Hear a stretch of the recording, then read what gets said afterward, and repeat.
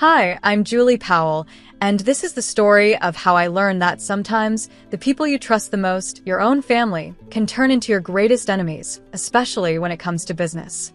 For 11 long years, I dedicated everything I had to our small family-owned tech company. What started as a struggling little shop eventually became a thriving $70 million enterprise, thanks to my hard work and vision.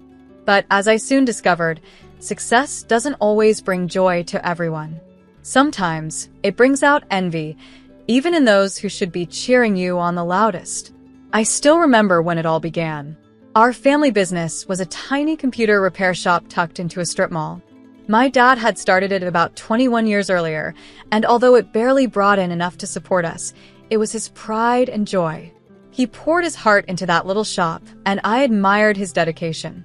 My older sister, Mary, was always the golden child. She was the star student who got straight A's, went to an MCCI business school, and seemed destined for greatness. Me? I was the quiet one.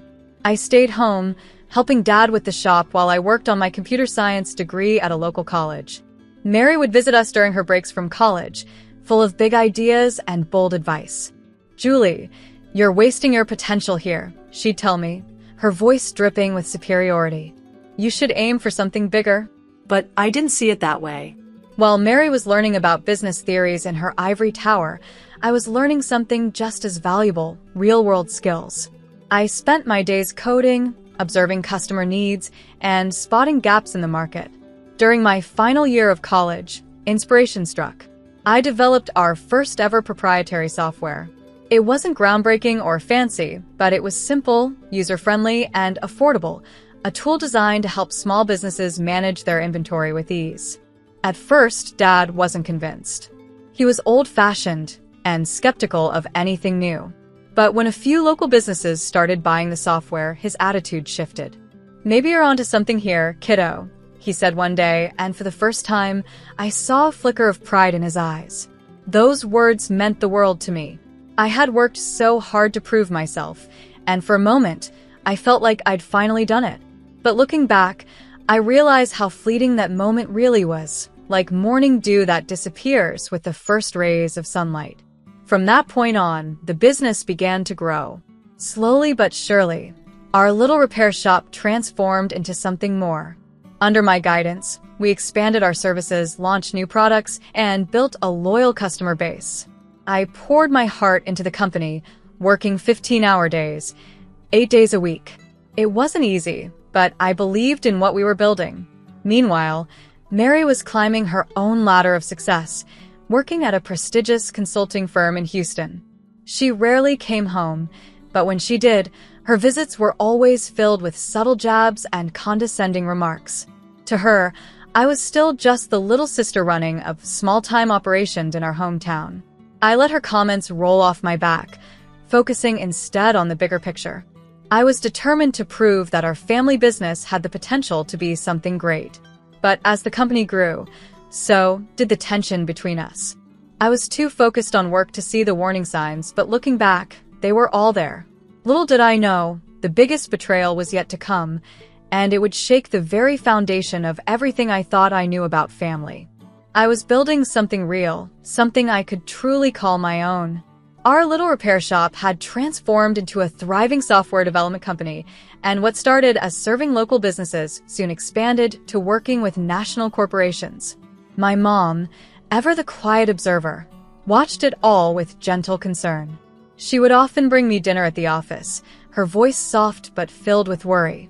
"Don't work too hard, Julie," she'd say, placing the food on my cluttered desk. "You need a life outside of work, too." But I couldn't stop. I was driven, not just by a vision of what our company could become, but maybe, deep down, by a need to prove myself, not just to the world, but to my family. It wasn't easy, but slowly, our efforts began to pay off. 6 years into our transformation, we hit our first $1 million in annual revenue. It was a milestone I'll never forget, but it also marked the beginning of everything changing. That was when Mary, my older sister, suddenly became interested in the family business again. After years of building her career in Houston and barely giving us a second thought, She quit her high-paying corporate job and moved back home. At a family dinner, she made her announcement in her usual confident way, her tone leaving no room for argument. "I think it's time I took my rightful place in the company," she said, smiling as though it was a foregone conclusion. "With my business expertise, we could really take things to the next level." Dad's face lit up at her words. "That's wonderful, Princess," he said, his pride unmistakable. "We could use your professional touch around here."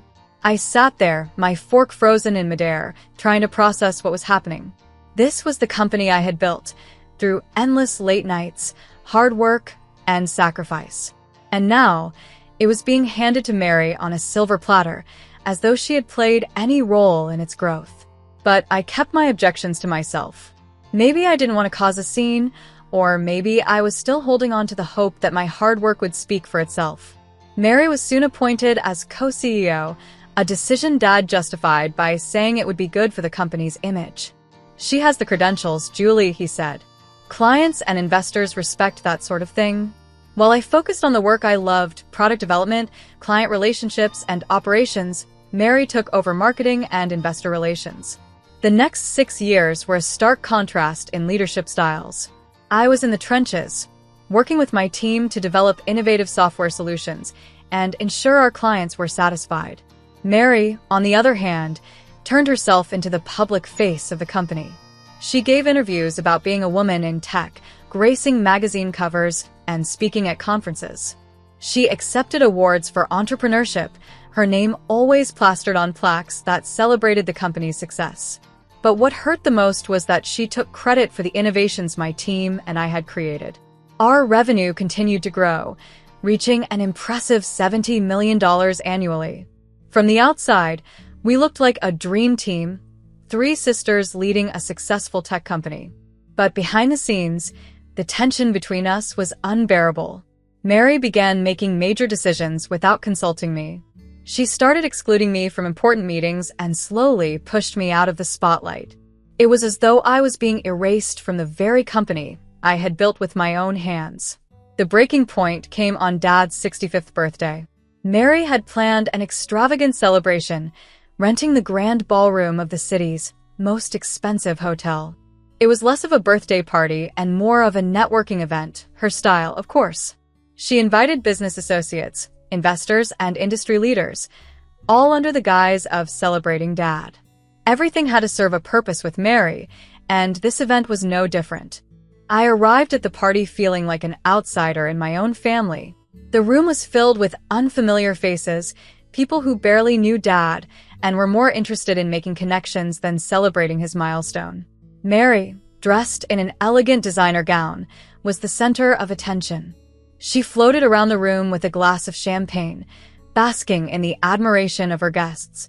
Meanwhile, I sat quietly at a corner table, watching it all unfold. The company I had poured my heart into was now unrecognizable. My contributions were overshadowed by Mary's polished image and relentless ambition. Little did I know that night would change everything, and not in a way I could have ever anticipated. I arrived early at the grand ballroom to help with the preparations. I wore a simple black dress, practical and comfortable, though not flashy. As soon as Mary saw me, she shot me a disapproving look, her voice low but sharp. "Couldn't you have made more of an effort?" she hissed. "These are important people coming tonight." I bit back a response and instead focused on my tasks. There was no point in arguing with her, not tonight.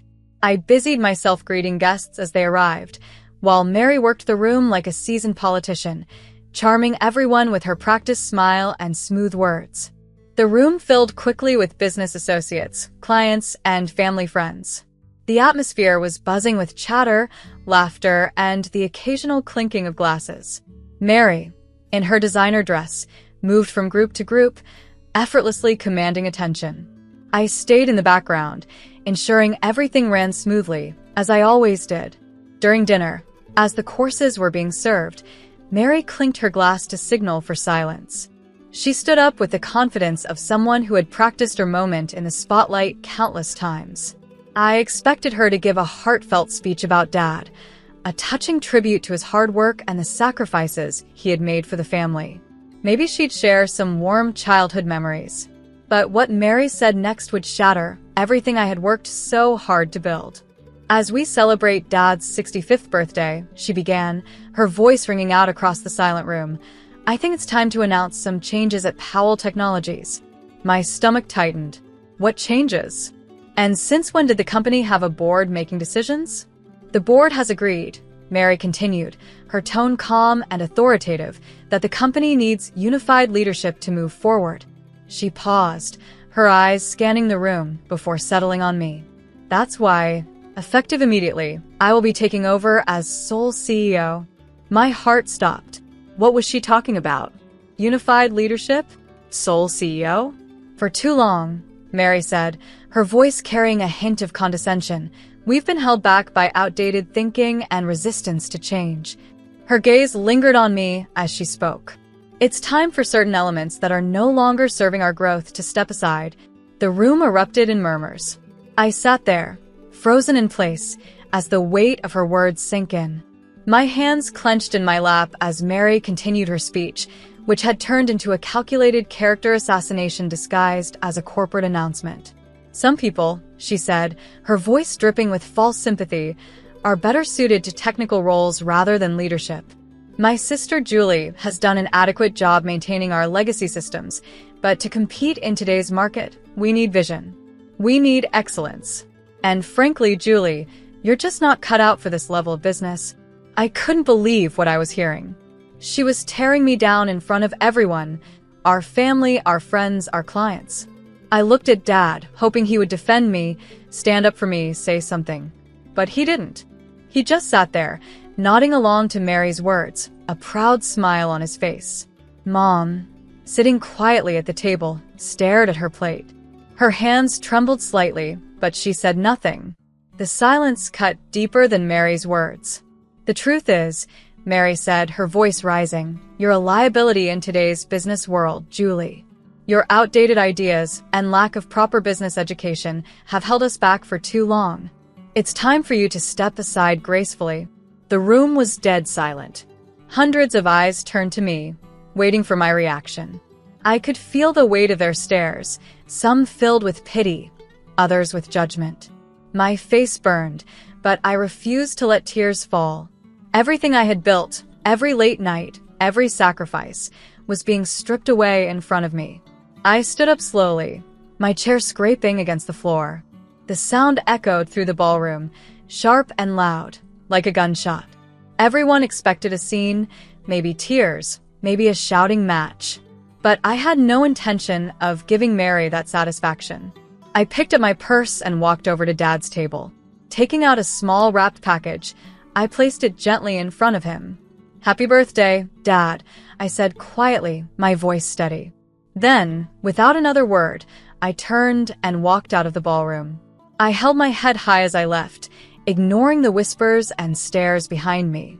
My heart ached, but I refused to let them see my pain. That night, as I sat in my home office, surrounded by the awards and patents that bore my name, I made a decision. Mary thought she had won. She thought she had taken everything from me, but she had forgotten one crucial detail, something that would turn her moment of triumph into the biggest mistake of her life. She had underestimated me. I turned on my laptop and started typing, a small smile forming on my face. Tomorrow was going to be interesting. After all, there's more than one way to succeed in business, and I had learned more in 11 years than Mary ever did in all her fancy business classes. The next day would bring changes no one expected, changes that would make them see exactly how worthless I really was. The morning was bright and clear. I reached the office early, before anyone else, and waited. At exactly 8 a.m., Mary walked in with Dad beside her, both of them smiling like they'd already won. Those smiles wouldn't last long. Julie? Mary's voice was filled with surprise and irritation. What are you doing here? After last night, I thought you'd have the decency to stay home. I smiled, thinking about the email I had sent at 2 a.m. to every major client, partner, and employee at Powell Technologies. Just tying up some loose ends, dear sister. But since you're here, we should talk about the company's future. There's nothing to discuss, Dad said firmly. Mary's in charge now. The board has already approved it. The board, I replied, pulling out my tablet. Let's talk about that. While Mary was busy hosting parties and giving interviews, I was actually running this company. And there are a few things you both seem to have forgotten. I connected my tablet to the conference room's main screen and pulled up a document. First, let me remind you that I own 55% of Powell Technologies shares. When we started the company 11 years ago, Dad split the shares equally, 30% each for Mary and me, while keeping 53% for himself. But 4 years ago, when we needed money to expand, Dad sold me 23% of the shares. Remember that day, Dad? You were too busy attending one of Mary's award ceremonies to handle the deal, so you signed the papers without reading them carefully. Both their faces turned pale. Mary gripped the edge of the conference table with her perfectly manicured hands. That's not possible, she whispered. Dad would never. Oh, but he did, I continued, pulling up more documents. And that's not all. The core software that generates 90% of our revenue? It's not owned by Powell Technologies. It belongs to my separate company, Innovate Solutions, LLC. Powell Technologies only has a licensing agreement, which, by the way, expired. I glanced at my watch. About 10 minutes ago, Dad sank into a chair, the truth hitting him like a ton of bricks. The renewal papers, he mumbled. The ones you asked me to sign last week, the ones I didn't read because I was helping Mary plan her parties? Yes, those papers, I said. I decided not to submit them. Mary's face twisted with rage. You sneaky little... Careful, sister, I interrupted. You might want to hear the rest before you finish that sentence. While you were busy announcing my so-called graceful exit last night, I was sending emails to our clients. You see, most of our major clients have personal loyalty clauses in their contracts with Powell Technologies because of me, my skills, and my proven results. Last night, I let them know about the leadership changes and my departure. I pulled up my email, showing the flood of responses I had already received. Would you like to know how many clients have triggered their contract termination clauses? Or how many of our top developers, who, by the way, are actually employed by Innovate Solutions, have already accepted offers at my new company? The room went silent. Through the glass walls, we could see employees gathering, whispers spreading as they checked their emails. Mary's perfect calm broke as she frantically scrolled through her phone. You can't do this, she stammered. Oh, you mean the company you tried to steal from me? I said, my voice steady.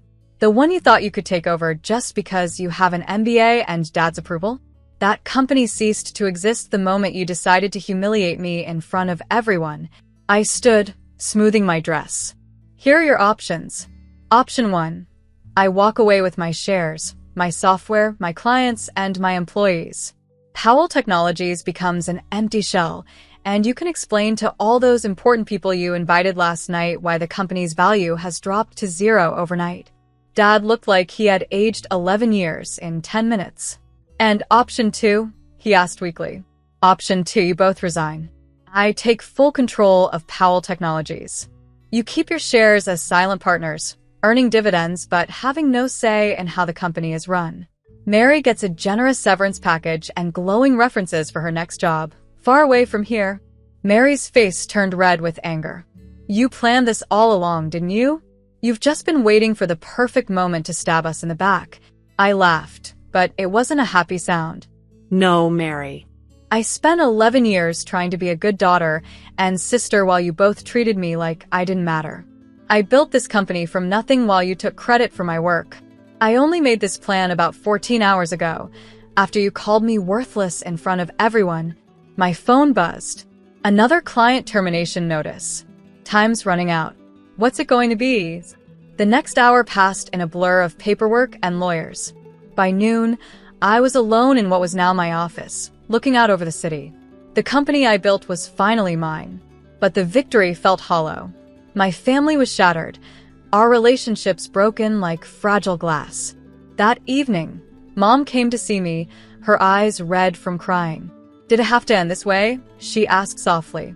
They didn't leave me a choice, I replied, my voice gentle but firm. They would have taken everything. I built something incredible, and they tossed me aside like I didn't matter. Mom nodded slowly, understanding but clearly sad. "What happens now?" she asked. I showed her the plans I had already drawn up. New expansions, fresh product lines, and innovations I'd been holding back. "Now, I build something even bigger," I said. "But this time, I won't carry people who see me as worthless." Over the next year, under my leadership alone, Powell Technologies tripled in value. Mary found a job at a startup in Silicon Valley, humbled but hopefully wiser. Dad retired, finally realizing that his golden child almost ruined the company he worked so hard to build.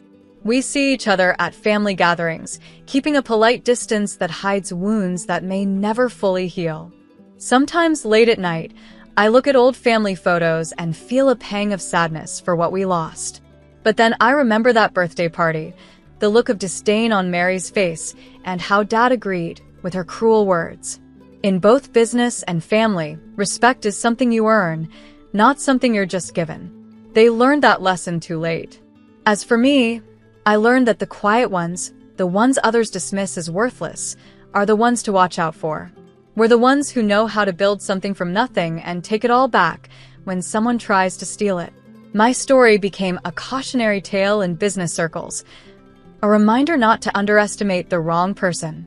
At industry events, I often hear whispers. "That's Julie Powell, the one who," they never finish the sentence, but they don't need to. My success says it all.